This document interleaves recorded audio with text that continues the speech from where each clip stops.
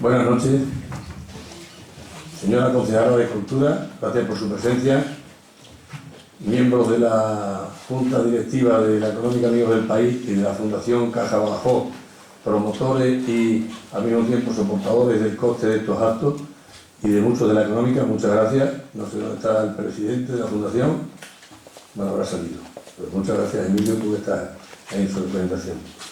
A todos ustedes, bienvenidos, muchas gracias por su presencia y, cómo no, al conferenciante que hoy nos ocupa, don Francisco Javier Pizarro, presidente de la Real Academia de Extremadura de las Letras y las Artes, y su presentador, don Manuel Pecellín Ancharro, secretario de la misma academia.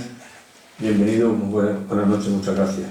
Antes de iniciar este acto, y para evitar olvidos de última hora, quiero recordarles, y están todos ustedes invitados, al acto que el día 21, sábado, se va a celebrar en el Mellá por parte de la Asociación de Escritores Extremeños en homenaje al que fue presidente de la Academia de Extremadura de las Letras y las Artes, don José Miguel Santiago Castelo, fallecido hace unos meses. Donde están ustedes todos invitados por la asociación y tenemos muy gustoso de que allí estuvieran. Empezará a todas las 10 de la mañana con la apertura del mismo por parte del presidente de la Junta y después irán continuando con las sucesivas intervenciones. Bien, ya he expresado mi agradecimiento a la Fundación Caja Badajoz, como no podía ser de otra manera. Y hoy tenemos aquí a don Francisco Javier Pizarro para hablarnos de una figura insigne como es la de Santa Teresa de Jesús. Esta Santa de Ávila, en muy breve espacio de tiempo, concretamente 15 días, ha sido tratada y analizada en dos foros los más importantes de Badajoz, junto con la Económica, como son Aula Hoy y hoy Foro Fundación Caja Badajoz. En Aula Hoy se le analizó desde la perspectiva histórico-religiosa por el monseñor don Alberto González y hoy va a ser tratada desde el perfil de histórico-artístico. Creo que va a ser por la iconografía, las pinturas. Entonces, una vez que se han tratado todos los perfiles, ya nos podremos hacer una idea mucho más fidedigna de quién fue Santa Teresa de Ávila, aparte de lo que nosotros, por lo que hayamos leído o hayamos visto, conocemos. Y como yo estoy aquí únicamente para decirles buenas noches y bienvenidos, le paso la palabra a don Manuel Pecellín Ancharro. Muchas gracias.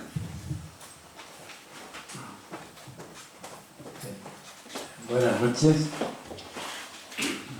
Tengo el honor de presentar ante ustedes al doctor Francisco Javier Pizarro Gómez, que va a impartirnos una conferencia sin duda magistral sobre la iconografía teresiana en Extremadura, como os ha dicho.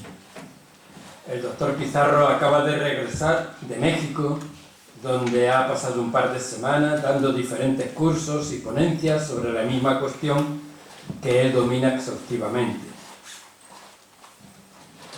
Es curioso este subgénero retórico de las presentaciones que hoy me toca oficiar a mí, y conste que lo hago muy complacido, si bien no se me ocultan las contradicciones del caso.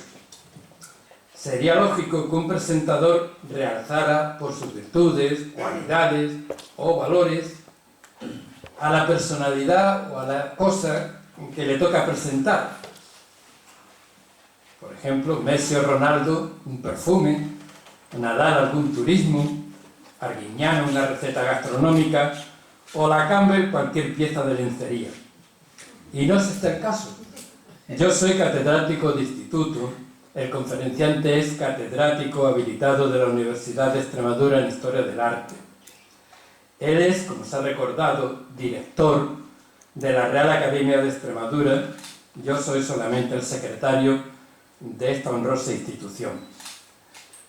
Yo soporto un simple apellido de procedencia desconocida.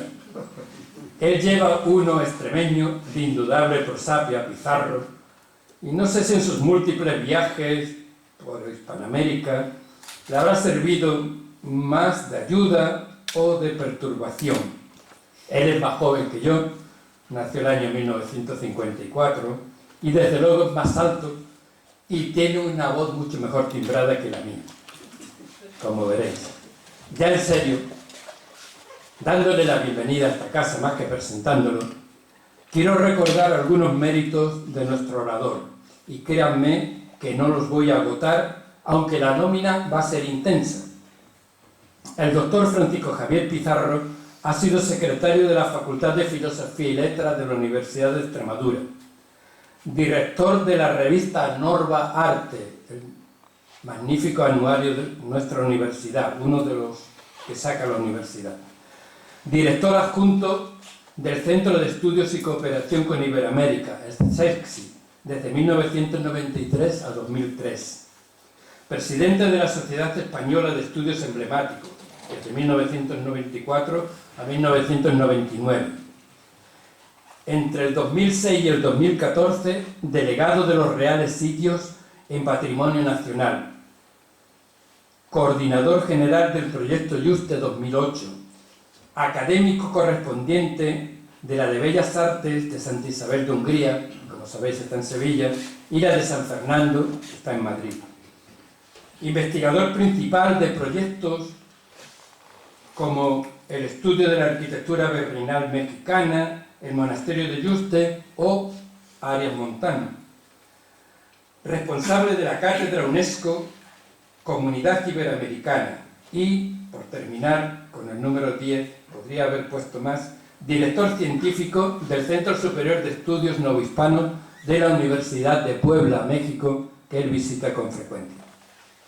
Entre sus principales publicaciones voy a recordar también una docena: Arte y espectáculo en los viajes de Felipe II, que publicó en la editorial Encuentro, que dirige o ha dirigido muchos años un querido amigo nuestro. El Merino en la pintura española, la biografía de Timoteo Pérez Rubio, el gran pintor extremeño, la publicó en la serie de biografías de la Diputación de Badajoz. Trujillo, Crisol de Culturas, en la magnífica editorial Lumber. Extremadura, la España gótica, también en la editorial Encuentro, por cierto. La sillería del coro de la Catedral de Plasencia. Zafra, Arte y Ciudad de Señorío. Arquitectura popular y urbanismo en el Valle del Jerte, que me parece que fue su tesis doctoral. Otro titulado simplemente Por tierras de Badajoz, La Ruta de la Plata, el monasterio de San Jerónimo de Yuste y, por fin, la Casa de los Becerras de Cáceres. Como veis, un currículum realmente muy relevante. Tiene también estas son obras suyas, algunas en colaboración con algún profesor compañero, y tiene también una gran nómina de trabajos en obras colectivas y, por supuesto, en artículos en revistas muy importantes. Así que la preparación intelectual de Javier, lo voy a llamar ahora sí porque nos encontramos con mucha frecuencia últimamente por necesidad en la academia, está fuera de toda duda y estoy seguro de que vamos a gozar mucho oyéndole. Pues así le paso la palabra muy complacidamente. Muchas gracias. Buenas noches, muchísimas gracias. Ahora estoy abrumado por la presentación. Soy yo el honrado por estar aquí en una entidad, institución recientemente galardonada con la medalla de Extremadura y presentado por una persona que también ostenta la distinción de la medalla de Extremadura. No se puede pedir nada más, además con una audiencia como la que esta noche nos acompaña. Agradecidos a todos y a todas por estar aquí, amigos, antiguos amigos, antiguos alumnos, gente muy conocida y querida. Tanto, muy buenas noches, repito, estoy algo abrumado por estar aquí y por tener un presentador de gala como el que he tenido, ¿no? Demasiado amable para conmigo por razones de amistad y de relaciones profesionales y antiguas. Bien, cuando me pidieron desde la Fundación de Caja Badajoz, que amablemente tuvo a bien invitarme a dar esta charla, pues estaba a punto de partir para México, precisamente para hablar de Santa Teresa también en Extremadura.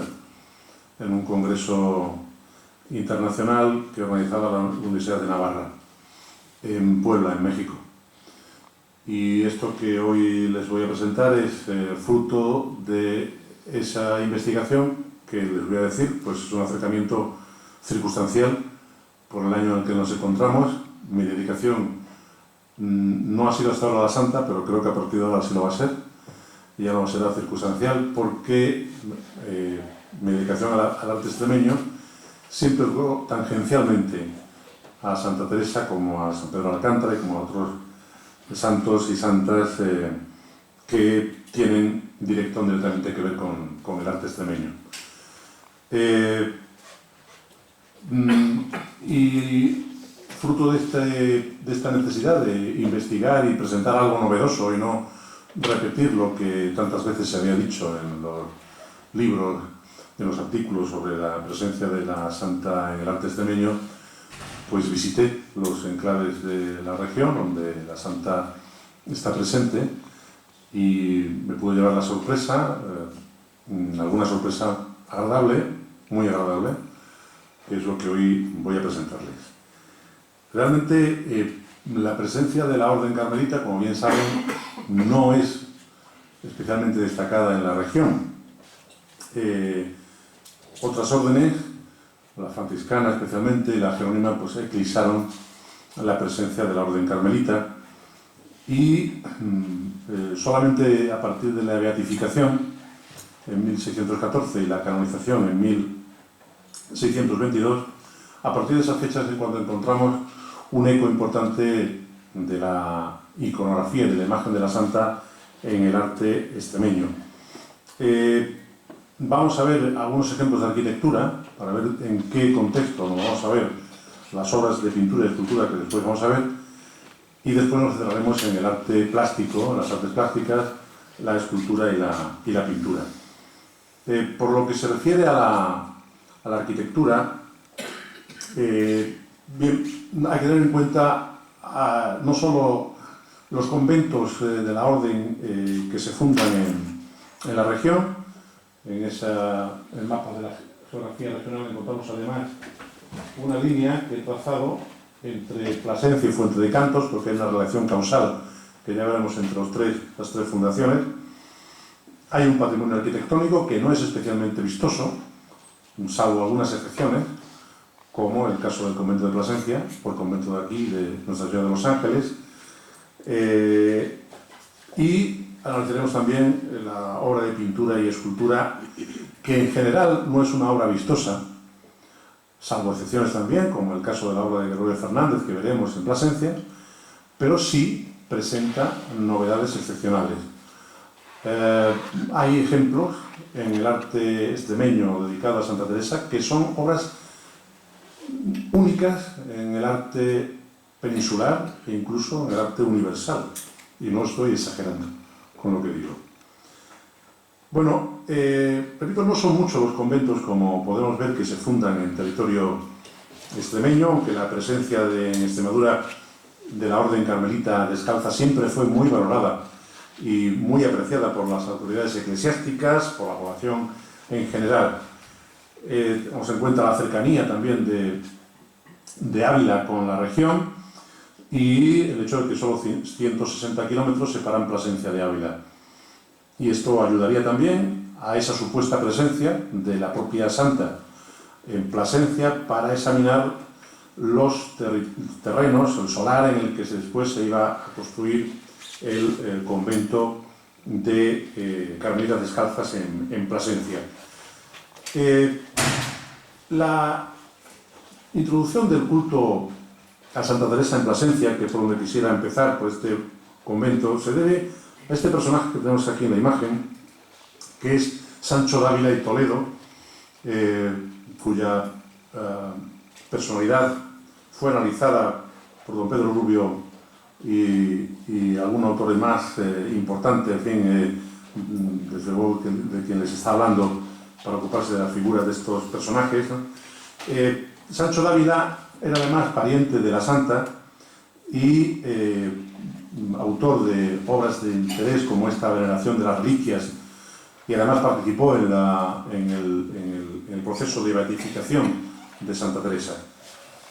Bien, pero tradicionalmente se viene diciendo que el primer convento, y no sin razón en parte, el primer convento de la Orden de Santa Teresa, o la Orden Carmelita Descalza, es este que vemos aquí de Talavera la Real, el convento de la Inmaculada Concepción, una obra fundada en 1614, el mismo año de la beatificación de la santa, por un indiano, Juan del Campo Saavedra.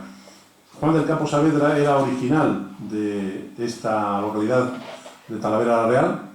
Es un indiano que regresa desde Perú a España. En el regreso, la embarcación en la que viaja está a punto de naufragar, y en acción de gracias funda en 1614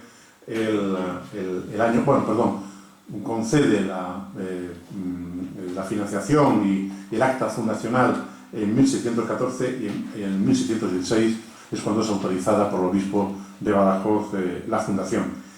Pero para esa fundación el obispo de Badajoz llama a 3 monjas de Plasencia, 3 monjas carmelitas de Plasencia. Es decir, que debía haber, evidentemente, una presencia carmelita placentina, que está por analizar también, y creo que tengo alguna información que poder expresarles ahora gráficamente, y esas monjas regresan a Plasencia en 1652. Y este convento, el convento de la Inmaculada Concepción de Talavera, parten las monjas que después fundan el convento de Fuente de Cantos. Por eso esa línea de puntos con la que unía Plasencia, Talavera la Real y Fuente de Cantos.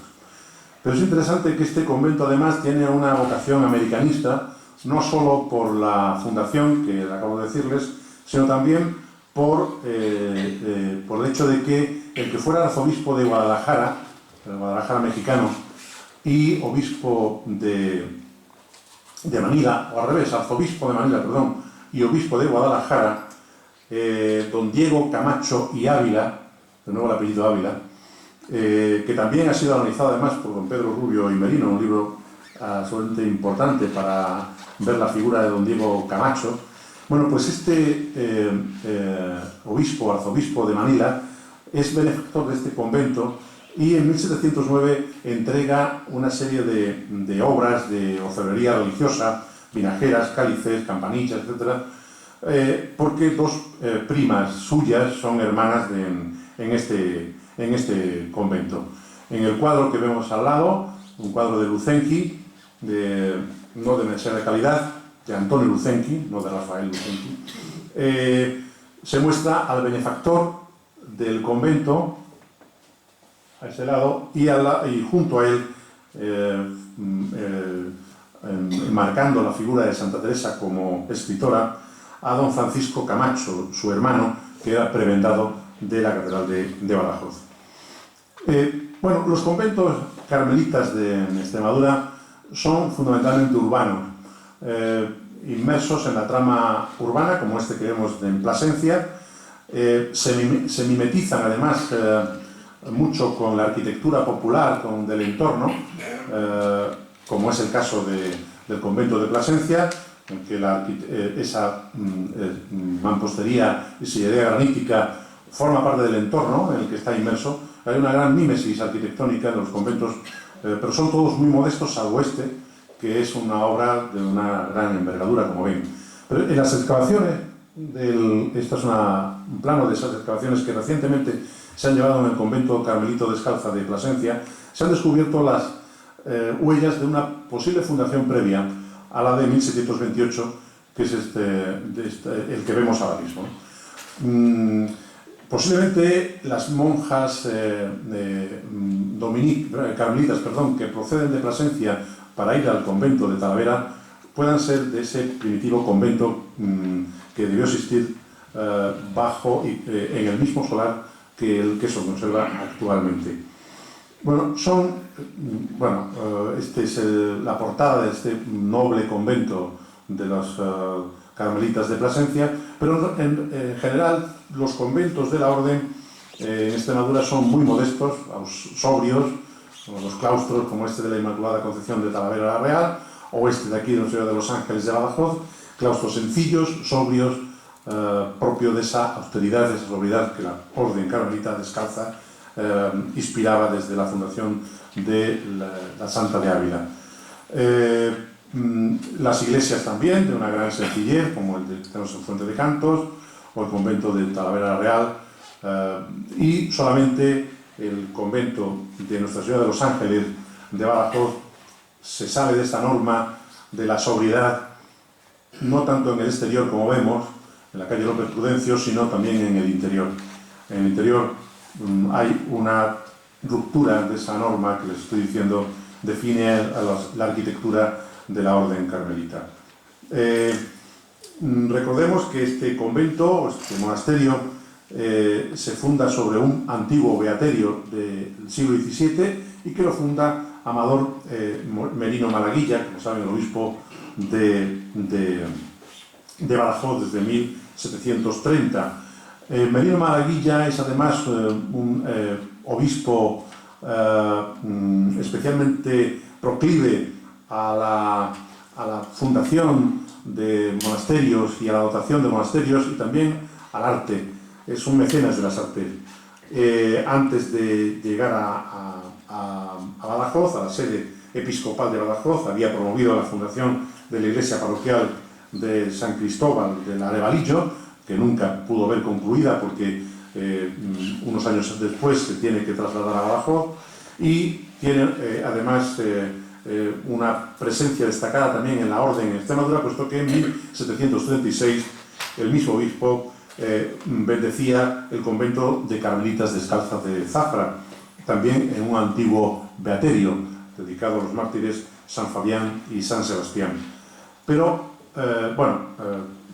únicamente la portada de las iglesias muestran alguna intención decorativa, como en este caso los escudos de la orden y del propio obispo Merino Malaguilla, y únicamente en el interior, como digo, se rompe esta austeridad, esta sobriedad con un conjunto barroco absolutamente fantástico, pero que su importancia no reside solo en la arquitectura, sino, como veremos, en el programa iconográfico con el que se decora este conjunto. El último de los edificios carmelitas descalzos, el del monasterio de Santa Teresa de Don Benito, fundado nada más y nada menos que por doña Elena Donoso Cortés, como saben, sobrina del diplomático, del político ilustrado don Juan Donoso Cortés, fundado en 1883, que después de un paréntesis de la Guerra Civil, que va a funcionar como cuartel, como cárcel de mujeres, las monjas carmelitas regresan a su convento en 1939. El sabor neoclásico tardío del edificio es patente tanto en el interior como en el exterior. Pero vamos ahora a detenernos, después de ver el continente, de las obras que vamos a ver, y algunas otras continentes como este que tenemos de la Catedral de Badajoz. Vamos a ver qué es lo que nos ha deparado el arte plástico en la región extremeña y cuál es la iconografía que destaca de la Santa en esta tierra. Bueno, como decía al principio, no son demasiados, no es muy numerosa, no es muy nutrido el grupo de obras de pintura y de escultura que encontramos de la Santa en Extremadura, pero sí algunas de ellas son, como digo, obras señeras, obras excepcionales, ¿no?, que merecen estar en un lugar de honor, con letras de oro, en el mapa de la iconografía de la orden religiosa Santa Teresa en toda España, en la península e incluso en Europa. Bueno, el modelo más repetido, el que vamos a encontrar con más frecuencia, es el de la Santa Escritora o Doctora, la Santa Escritora inspirada por el Espíritu Santo, y la Santa Doctora. Ambas imágenes, iconografías, son parejas, son idénticas, de hecho, una deriva de la otra. Es decir, la forma iconográfica de Santa Teresa como doctora es la que después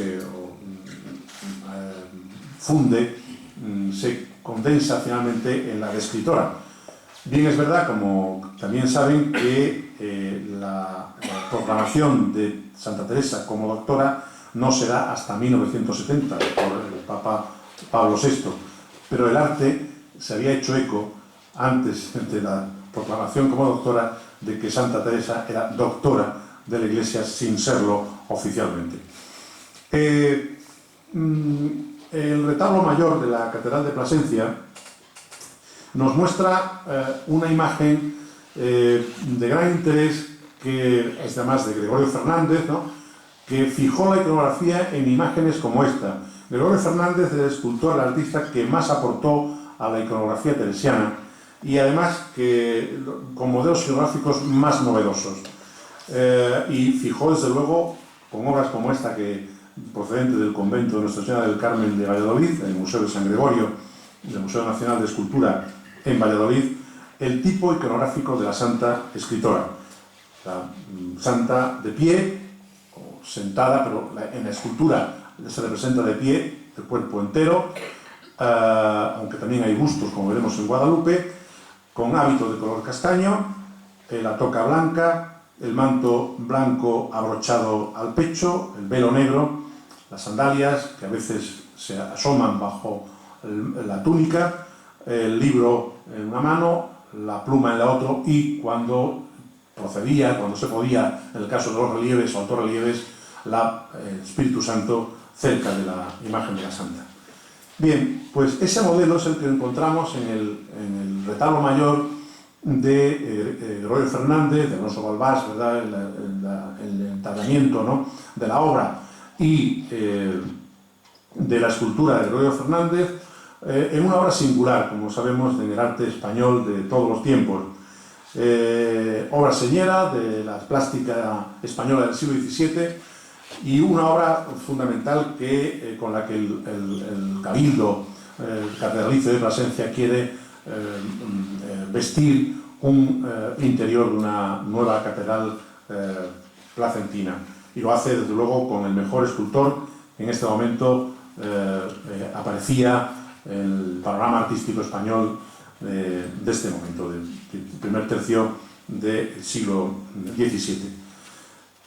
Es evidente que el Cabildo de Plasencia influye en el programa iconográfico, que es bastante localista, porque los San Fulgencio y Santa Florentina aparecen en el segundo nivel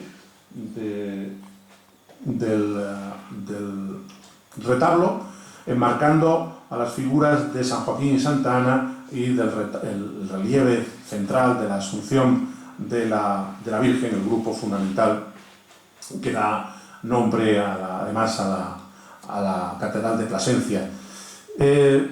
Esa presencia localista es la que también puede tener que ver con el hecho de que Santa Teresa aparezca en el ático, en un lugar predominante, especialmente destacado, después del segundo nivel, del nivel en el que está el relieve de la Asunción de la Virgen.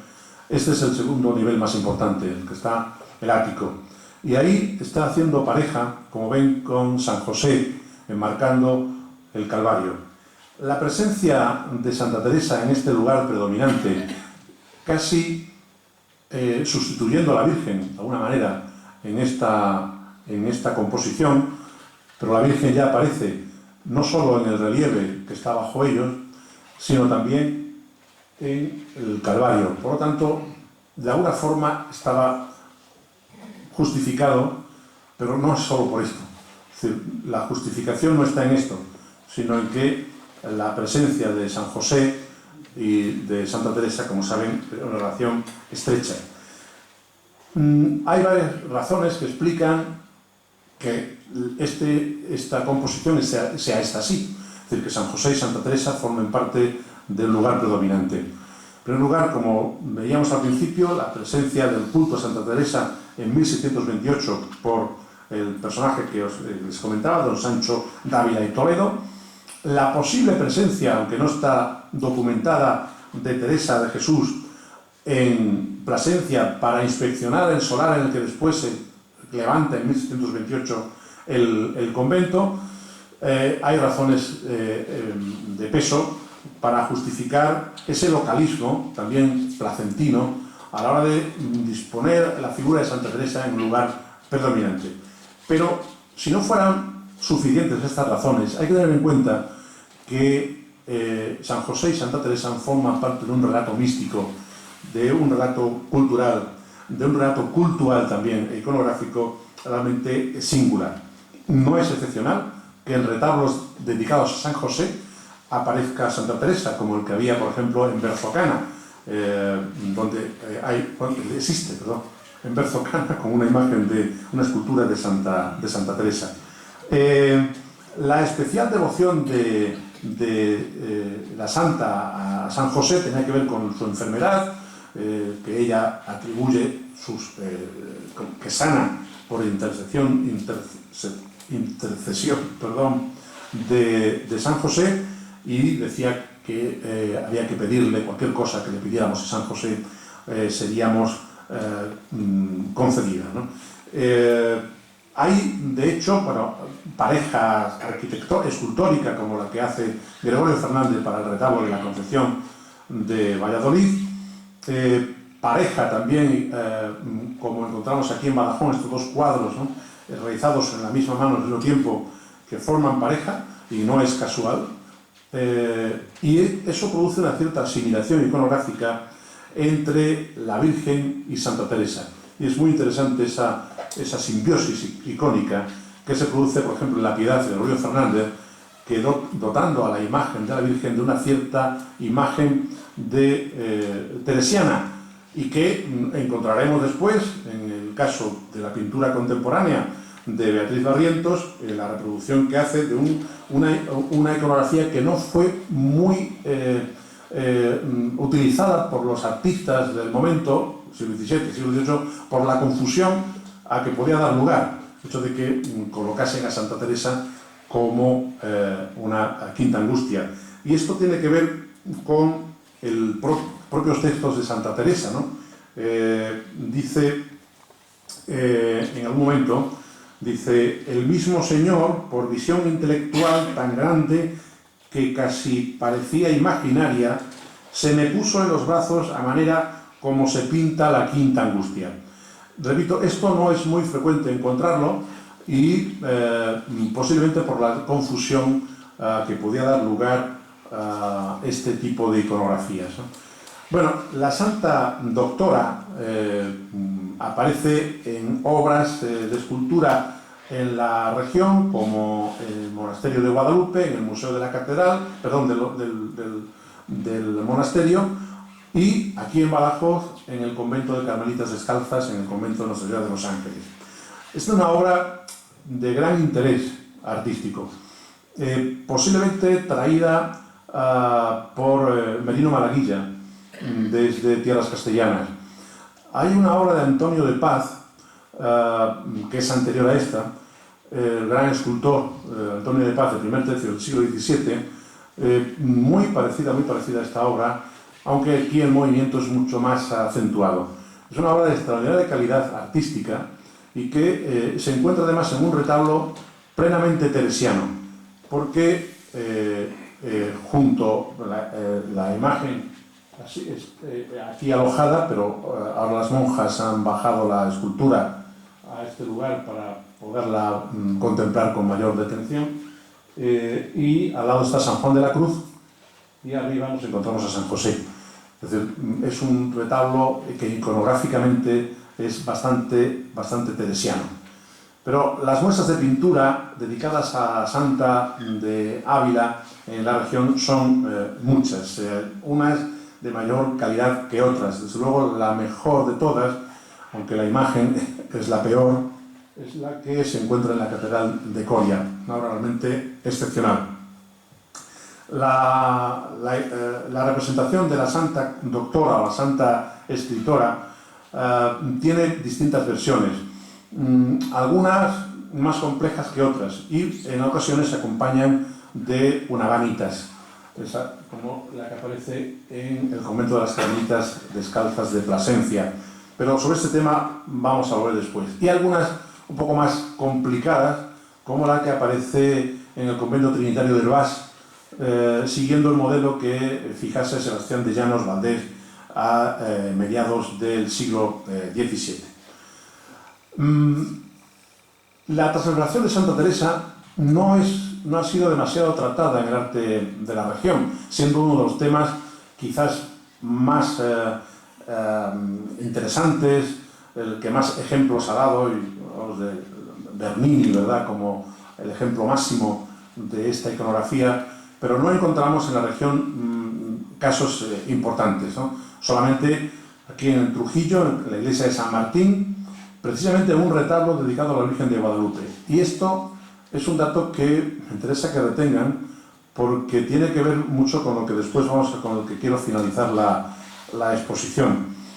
Hay algo, tiene que ver, y quizás más de lo que ahora mismo sospechamos, de Santa Teresa con la Virgen de Guadalupe.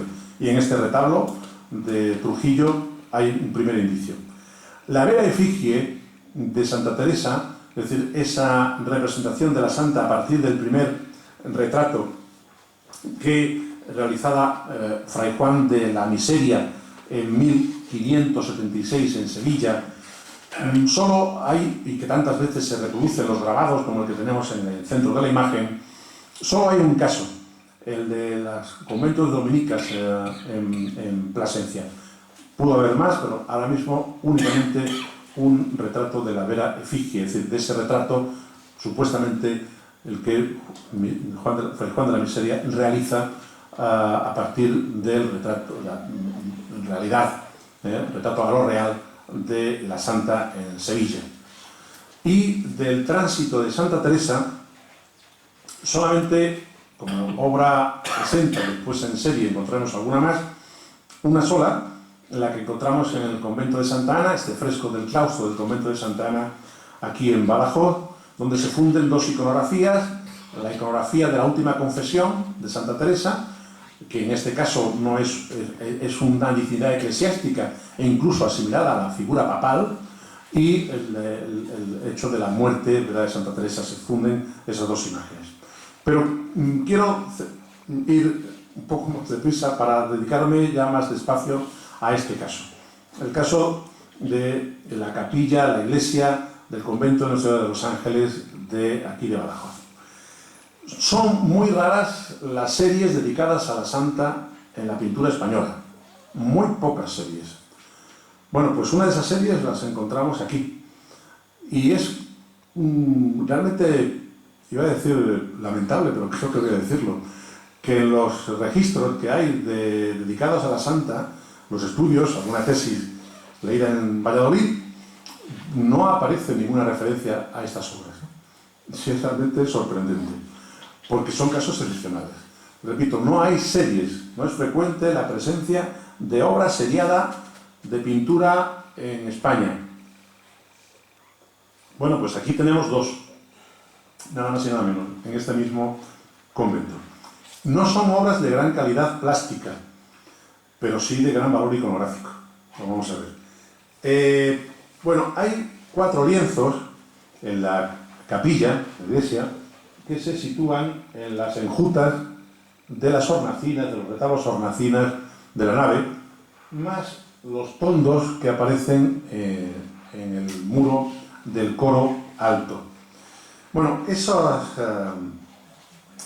4 lienzos están sacados de grabados, aunque no inspirados literalmente en los grabados, de esta obra que tenemos aquí, Vitae Virginis Teresae Jesu, bueno, con grabados de Colaer y Gall, publicado en Amberes en 1613. Repito, no son copias literales. Lo que hace el autor, posiblemente Alonso de Mures, las obras están firmadas, Alonso de Mures además fue protegido por el obispo Merino Malaguilla, y es posiblemente obra estéticamente muy cercana a los Mures, y posiblemente se deba a su mano. Repito, no es una traducción literal.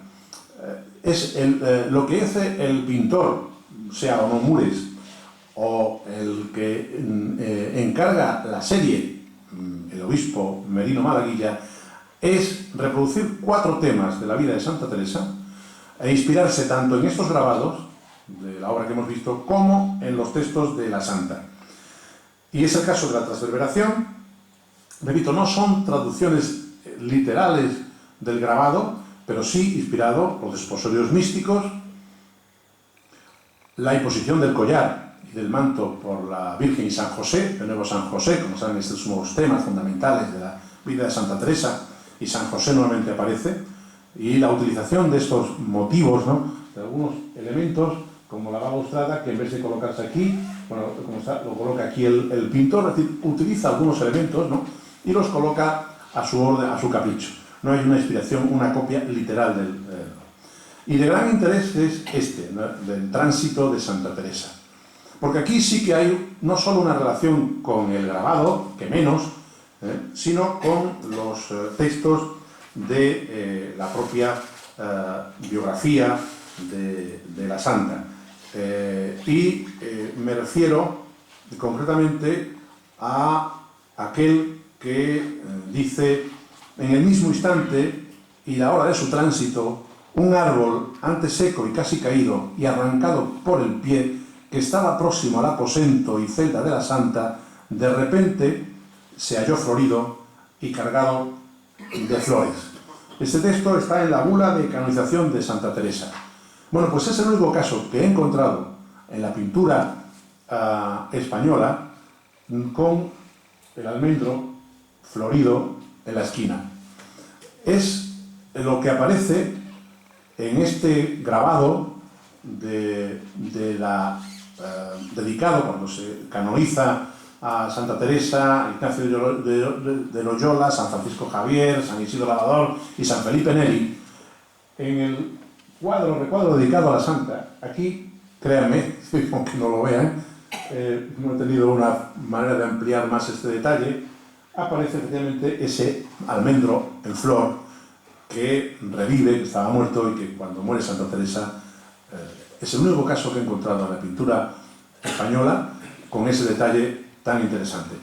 Aunque eso sí, la pintura contemporánea de hace muy pocos años, Isabel Guerra, una pintora que es también monja cisterciense, realiza una obra que recientemente ha estado expuesta en una exposición en la Catedral de Plasencia, del momento en que Santa Teresa muere en brazos de Ana de San Bartolomé.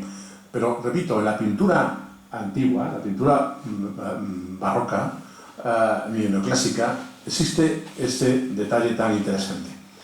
Los tondos son más libres en cuanto a la reproducción del grabado, de los grabados de Gall y Collaert, que antes mencionaba. Es el caso de la Santa Escritora, inspirada por el Espíritu Santo, o bien la Coronación. Bueno, pero este cuadro que está en la pared del coro de la misma iglesia del convento de Nuestra Señora de los Ángeles es otra excepción importante en la iconografía española. No hay un cuadro igual a este. No hay un cuadro igual. Es el momento de ese pasaje en el que, de las cuentas de conciencia, en el que Jesús da de comer a Santa Teresa. El tema del refectorio, la Santa en el refectorio, es sin duda un tema muy poco tratado. De los espacios conventuales es el único que no ha sido tratado por el arte en su representación, y cuando se ha hecho, pues en el coro, es poco representado, y desde luego en el refectorio ninguno, o al menos que se conozca, y posiblemente por el hecho de que no son muchos los acontecimientos trascendentales, extraordinarios, que ocurren en el refectorio a Santa Teresa. Pero sin duda el más importante es este, el que aparece, ese pasaje que nos cuenta en las cuentas de conciencia, y dice lo que le sucede en abril de 1571, estando en Salamanca, y dice: habiendo estado así harto fatigada, vi que era tarde para hacer colación, y no podía, ya a causa de los vómitos, háceme mucha flaqueza no la hacer un rato antes. Así con harta fuerza puse el pan delante para hacérmela para comer, y luego se me representó allí Cristo, y parecíame que me partía del pan, y de me lo iba a poner en la boca, y díjome: come, hija, y pasa como pudieres, pésame de lo que padeces, mas esto te conviene ahora. Bueno, esto que encontramos aquí reproducido en el coro, en la iglesia, en el muro del coro, es algo absolutamente excepcional. No hay un cuadro igual en España. No se conserva. Si lo hubo, no se conserva. Bueno, pero no acaba ahí la importancia de este convento.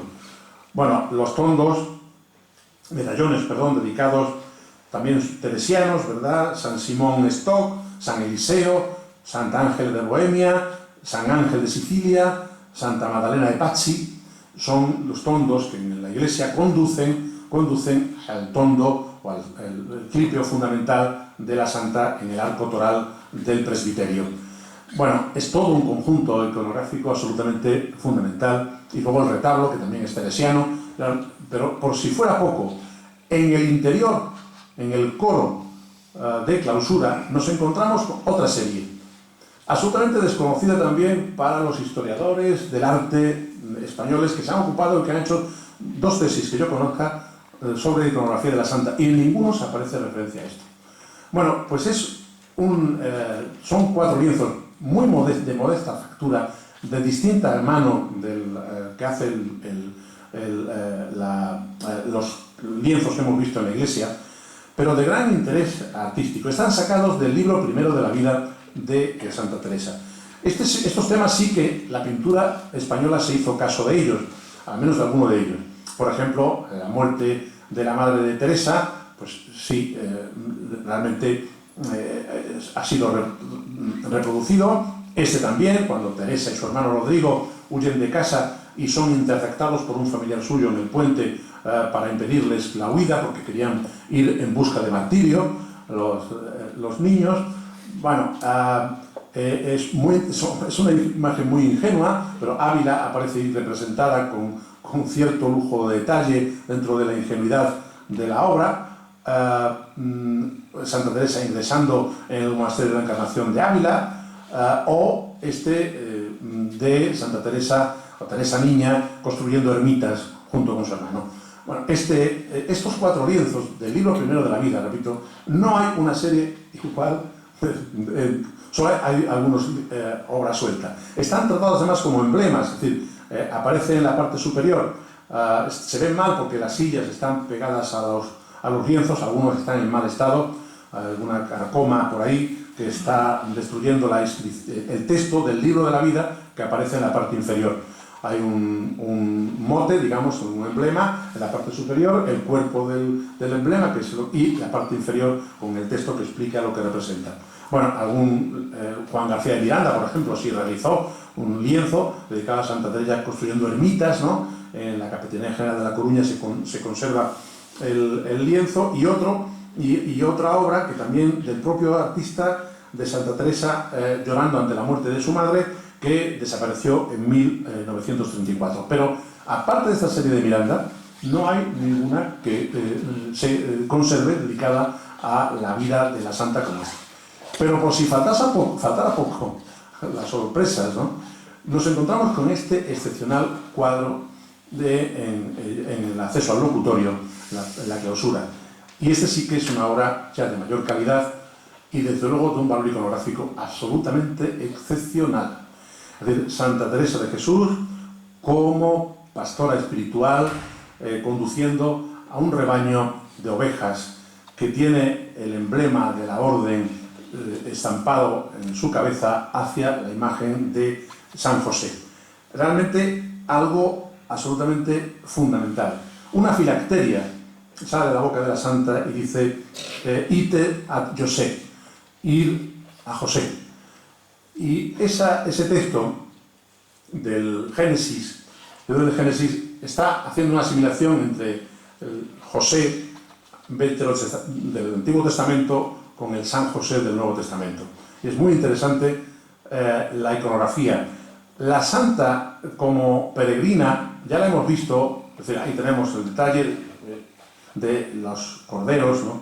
Con ovejas merinas, por cierto, el detalle de la orden estampada en la frente, en la cabeza de las y solo he localizado un lienzo, solo este, en Bogotá, que reproduzca este mismo episodio.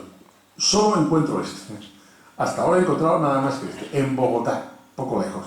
Pero no hay ninguno más que represente este acontecimiento, este hecho. Sí, la Santa Peregrina sí, con el bordón, con el sombrero, como caminante, como lo que realmente se la reconoce también, como la monja